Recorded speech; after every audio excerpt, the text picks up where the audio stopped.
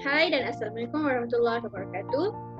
Pada hari ini bertemu lagi kita dalam rancangan Tanyalah Doktor Anda. Okey, pada hari ini saya akan bawakan satu tajuk yang pastinya ramai di antara kalian yang sudah tahu tentang tajuk ini. Tajuk yang akan saya bawakan hari ini ialah berkenaan dengan tajuk coronavirus ataupun dikenali sebagai COVID-19.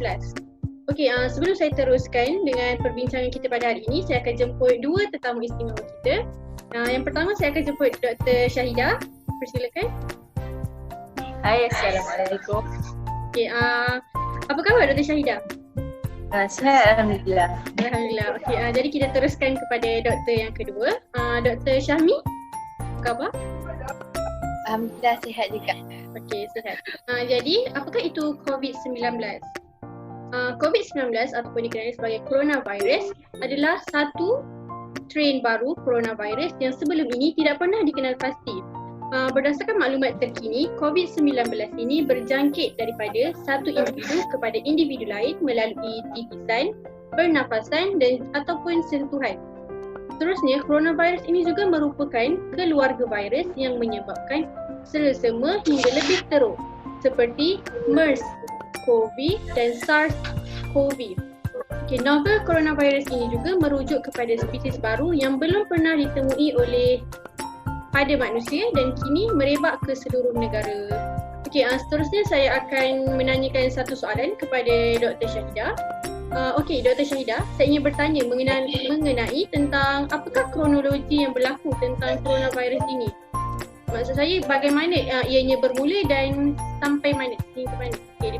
Kronologi ini bermula pada Disember 2019 di mana kerajaan di Wuhan, China telah mendapati 27 penghuni telah jatuh sakit akibat virus misteri. Kebanyakan mereka adalah daripada penjajah dan pelanggan di pasar Huanan. Dan gejala mereka alami adalah seperti keradangan paru-paru ataupun pneumonia.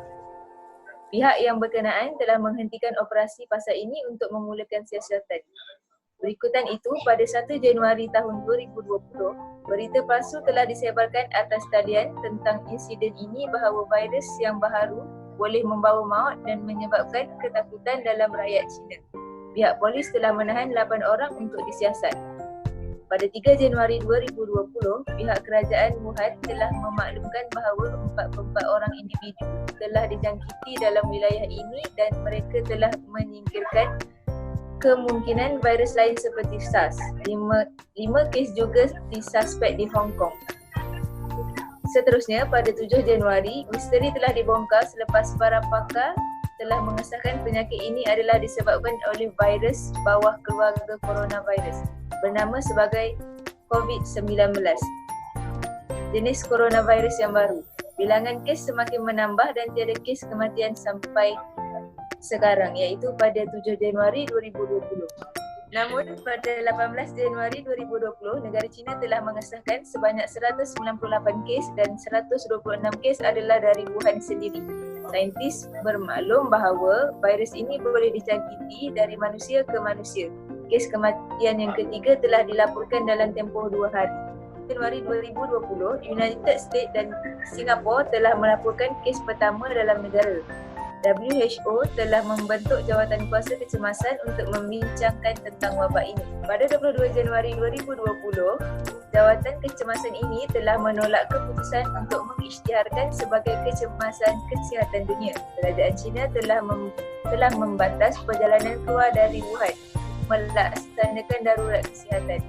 Sampai sekarang, sebanyak 600 kes telah disahkan di seluruh dunia dan kes kematian telah mencecah sehingga 17. Pada 2 Februari 2020, kes kematian pertama di luar negara China telah berlaku di Filipina di mana seorang lelaki berusia 44 tahun warga China yang diwakilkan di hospital Filipina. Kerajaan Filipina telah membatas pelancong dari China dan Hong Kong serta melaksanakan kuarantin pada orang tempatan. Kes jangkitan telah mencecah kepada 17,446 orang dan kes kematian telah mencapai 362 orang. Berikutnya, pada 3 Februari, kerajaan China telah menggunakan ubat yang digunakan untuk rawatan Ebola untuk wabak kali ini. Selain itu, hospital di China juga berjaya dibina dalam masa 10 hari dan mula beroperasi. Pada bulan Mac 2020, kes ini semakin meruncing apabila lebih banyak negara dijangkiti dengan wabak pandemik ini. Oh, begitu. Okey, seterusnya juga terdapat beberapa cara bagaimana coronavirus ini boleh tersebar. Okey, saya akan sebutkan dua antaranya. Yang pertama ialah apabila kita bersentuhan dengan individu yang telah dijangkiti. Jadi kita juga akan berkemungkinan akan dijangkiti dengan coronavirus itu. Seterusnya yang kedua, sebaran daripada batuk dan bersin. Okey, seterusnya saya ingin bertanyakan kepada Dr. Syahmi, apakah simptom-simptom yang akan kita alami sekiranya kita dijangkiti jangkitan coronavirus ini? Persilakan.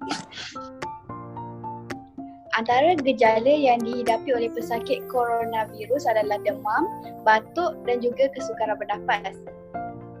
Sekiranya mengalami gejala jangkitan seperti batuk, demam dan juga kesukaran untuk bernafas, segera dapatkan rawatan di pusat kesihatan terdekat. Sudah mengetahui beberapa simptom yang akan kita alami sekiranya kita dijangkiti. Okey, jadi kita juga boleh mengambil beberapa langkah pencegahan. Okey, antaranya kita perlulah membasuh tangan dengan menggunakan air dan juga sabun. Yang kedua, memakai penutup mulut apabila kita berada di kawasan terdapat ramai orang. Seterusnya, ketiga, elakkan bersentuhan.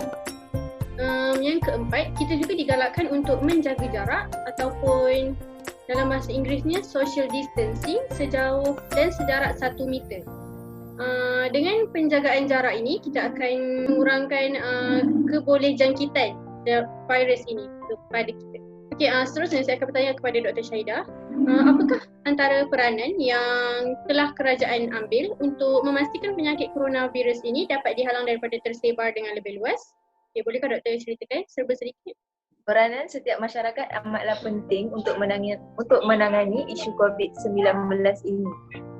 Ini membawa maksud bukan sahaja pihak kerajaan, malah setiap lapisan masyarakat perlu berganding tenaga untuk bersama-sama berusaha untuk menangani masalah ini.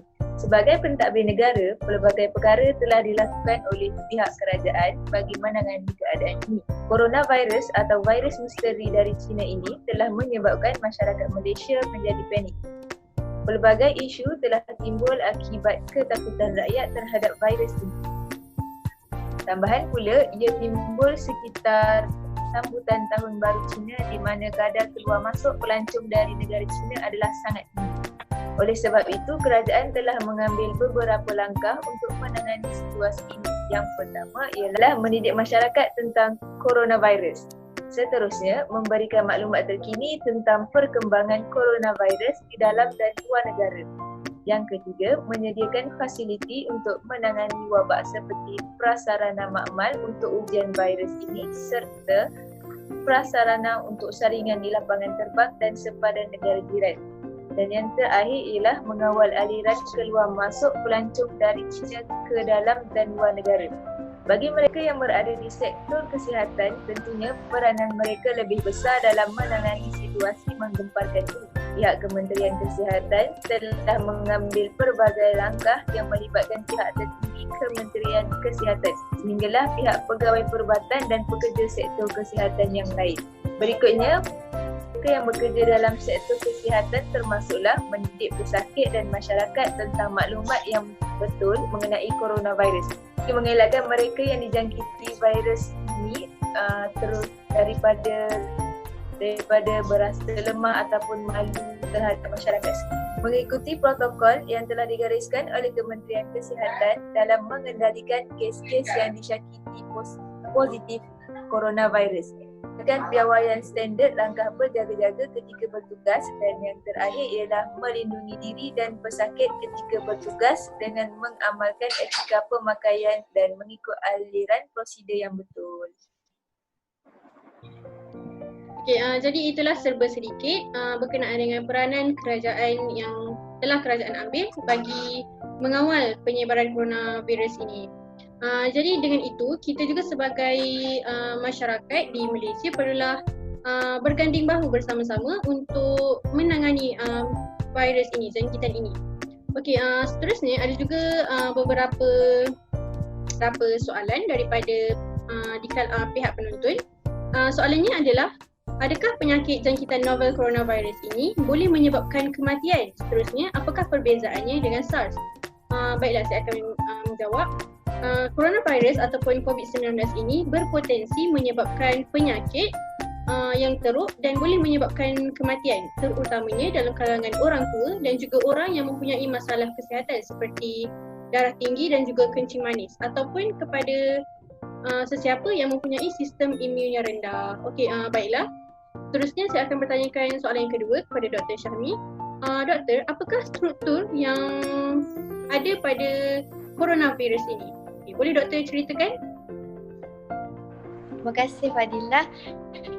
Jadi marilah kita terlebih dahulu bila kita memahami tentang struktur penting yang membolehkan virus jenis ini menjadi virus yang berdaya tahan dan berwabak. Yang pertama, ia boleh datang dalam bentuk yang berlainan, namun secara umum ia datang dalam bentuk yang bulat dan dilapisi dengan satu lapisan pelindung. Pada lapisan pelindung ini bertaburlah struktur yang bernama glycoprotein yang berperanan untuk dengan sel-sel badan kita dan melemahkan sistem imun kita. Nukleus virus ataupun dikenali sebagai jantung kepada virus tersebut, ia mengandungi RNA yang boleh memutat dengan lebih kerap, menambahkan kesusahan untuk para saintis mencipta vaksin bagi pembasmian virus ini. Namun, para doktor menggunakan struktur di RNA ini untuk mendiagnosa seseorang pesakit dengan ujian yang spesifik. Baiklah, terima kasih doktor. Seterusnya, doktor-doktor, saya juga mendapati bahawa ramai di kalangan rakyat Malaysia yang mempercayai beberapa mitos. Contohnya mitos yang tersebar di laman sosial. Jadi ramai di kalangan kita yang mempercayainya. Jadi bolehkah doktor memberi sedikit penjelasan tentang mitos-mitos ini? Jadi bolehkah Dr. Syahmi menceritakan tentang fakta-fakta yang betul dan memperbetulkan mitos yang salah ini supaya rakyat tidak tersalah menerima info. Okay, jadi silakan Dr. Syahmi. Baik, terima kasih. Terdapat banyak mitos yang diutarakan oleh penonton, iaitu antara mitos ialah saya dilindungi daripada virus kerana saya sentiasa memakai topeng muka. Faktanya di sini adalah walaupun memakai topeng muka adalah satu tindakan yang baik, terutamanya semasa musim penularan wabak ini, adalah lebih baik untuk memakainya dengan cara yang betul dan memastikan tangan anda sentiasa bersih. Cara yang betul untuk memakai topeng muka adalah dengan memastikan bahagian yang berwarna biru ataupun hijau di bahagian luar dan yang warna putih di bahagian dalam, dan pastikan di kawasan besi dipasang pada bahagian hidung.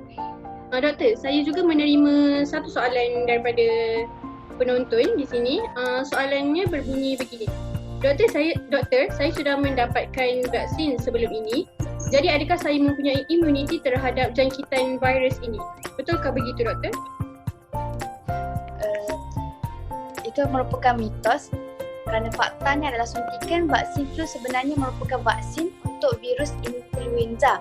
Ia adalah sejenis virus yang berlainan daripada coronavirus. Kita masih tidak mempunyai vaksin untuk melindungi diri daripada coronavirus sama ada SARS, MERS dan juga virus yang terbaru ini. Oleh itu, pastikan anda sentiasa mengamalkan amalan kebersihan yang baik dan jangan terlalu yakin dengan diri sendiri bahawa tidak akan dijangkiti virus kerana anda telah mengambil vaksin flu. Oh, begitu. Okey, baiklah doktor, terima kasih. Jadi kepada penonton di luar sana yang mempunyai soalan untuk ditanyakan kepada doktor, bolehlah menuliskan soalan anda di laman sosial kami. Okey, seterusnya terima kasih kepada dua doktor istimewa kita pada hari ini, Dr. Syahidah dan juga Dr. Syahmi. Jadi setakat ini sahajalah episod kita pada kali ini dalam rancangan Tanyalah Doktor Anda. Jadi bertemu kita dalam minggu yang akan datang bersama panel yang baru, bersama doktor yang baru dan juga tajuk yang lebih menarik. Okey, sekian. Assalamualaikum warahmatullahi wabarakatuh. Terima kasih Dr. Syahidah dan Dr. Syahmi. Terima kasih kepada Fadilah.